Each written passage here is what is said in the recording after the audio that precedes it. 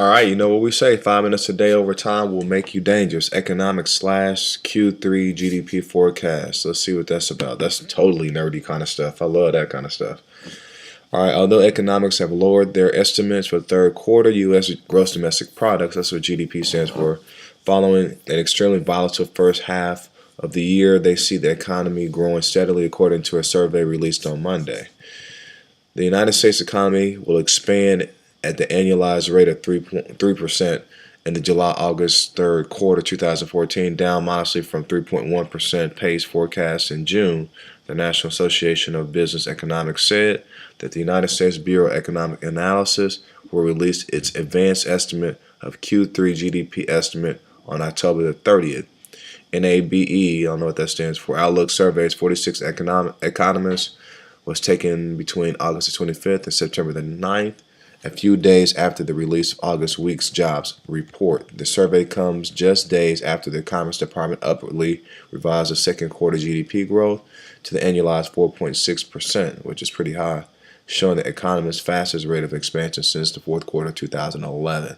Last part, economists expected growth to come in at 3.1% in the fourth quarter of this year, slightly lower than the 3.2% forecast by, I guess, NABE must be some kind of survey company, June survey. So GDP basically stands for gross domestic product, and that is how the company is growing.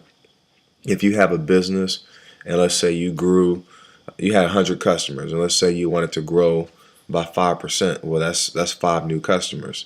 So when we have money coming in from various sources, we want our income to continually increase because our deficit definitely is. So that's what that's all about. Let's go to the pre-markets.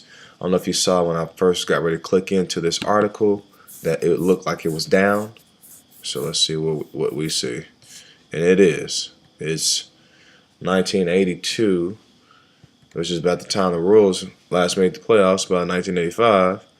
That's down, Dow's down, Russell's down, everything looks like it's down right now. I don't know what the news is. The commodities looks better.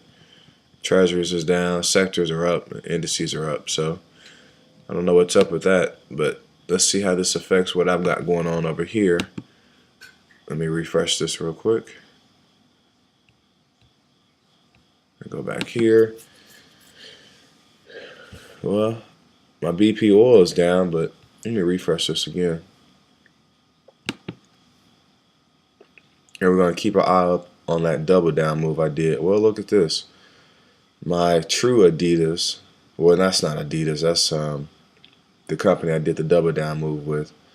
This here is, make sure I know which one it is. That's Alliance Data. That's the name of the company. It was Alliance Data.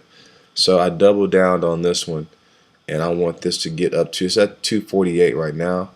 I get that to about 260, 261, then I would have doubled my money. Now remember, I sold this off with about a $900 loss, and so now I'm up about 382. So I need that to jump another 10 to 13 more bucks, and that will allow me to make my money back plus double it. So sometimes you don't have to wait for the price to go back to the original amount. If you've got your own separate account, just sell off, take your loss, and then buy it back at the lower amount and see if it rides back up. And then you're not trying to make your money back, but you actually can double up on the swing. So that's what I'm kind of looking at on this one. And let's see here. And then truly the Adidas is up. Is this another one that I did? Actually, you know what? This is crazy. I think I doubled up on this twice. Let's see what this is. This is Alliance Data. I don't think they sold me off. Now, isn't this crazy? I've got 2 of these things out here. So this is, I bought this one at, what did I buy this at? I clicked sell off, but I've got truly have 2 of these things. So I purchased this one here at 243, and I purchased this here at 244. Now, yeah, that was my double up because I bought 200 shares. So what I thought I lost on, I didn't lose on, I'm assuming, because it never sold off. Wow. So now I'm up by about 1,200 bucks. But we're gonna sell this because this is at 244. I'd rather keep the one I bought at 243. So we're gonna confirm. Maybe because I was recording, it just didn't go through. That kind of worked in my favor. So I actually didn't lose any money because I ended up staying into it, which I wasn't expecting that to happen. Okay, your trade has been placed and will be executed. I'm gonna keep my eyes open on that. We'll look for that in the morning. So yeah, I actually did make my money back. I made my money back in 382 more bucks. And now on this one that I bought at 243, I'm up about 1,000. Wow.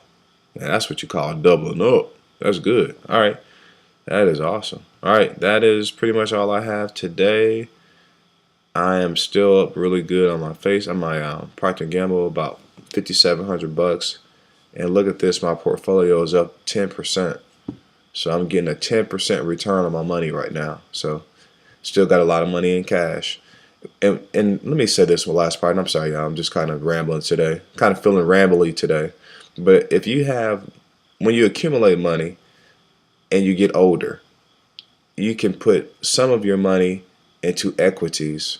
This is called equities right here, right? So if you look, you got $1 million account and you got 789,000 sitting on the sideline, which is just in cash, and which that could be like in some kind of fixed account. And then you can put the other money, which is about 210,000 in equities. And so those equities is what you're kind of taking a little bit higher of a risk on, because I'm getting 10%. But you put your fixed money into a bucket where you may get, 2 or 3% or whatever that is, but you can't lose this. So the younger you are, you may want to have more in equities and some over here in fixed, so you don't lose your behind. But as you get older, you want to kind of switch that pendulum and put a little bit more over in the fixed and less over in the equity side. All right? All right, have a great day. Remember, 5 minutes a day over time will make you dangerous.